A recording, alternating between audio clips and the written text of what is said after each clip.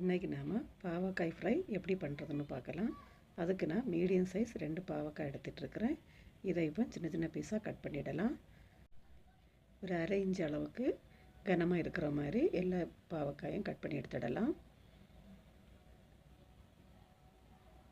ரொம்ப மெலிசாகவும் வேண்டாம், ரொம்ப கனமாகவும் எடுக்க வேண்டாம். இந்த அளவுக்கு கட் பண்ணி எடுத்துக்கிட்டால் போதும்.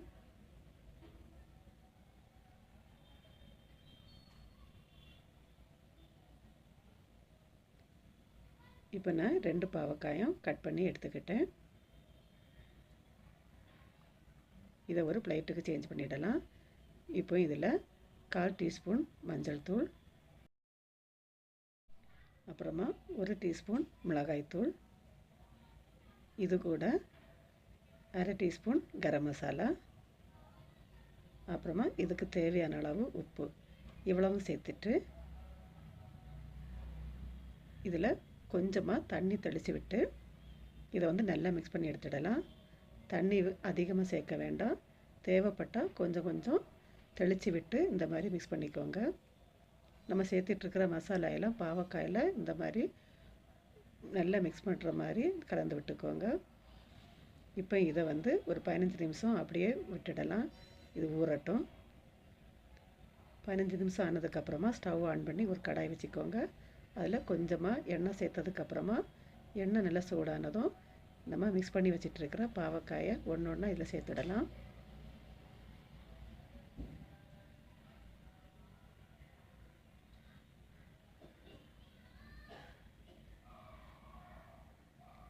மிதமான தீயில வச்சு வேக வச்சு எடுத்துக்கோங்க. ஒரு பக்கம் நல்லா வெந்ததுக்கப்புறமா இதை நம்ம திருப்பி விடலாம்.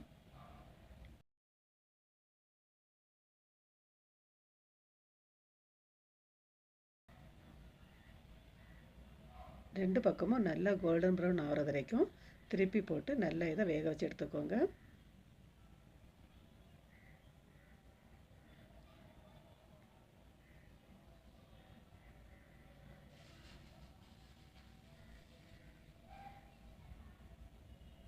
இப்போ நமக்கு பாவக்காய் 2 பக்கமும் நல்லா வெந்து வந்துட்டுருக்குது.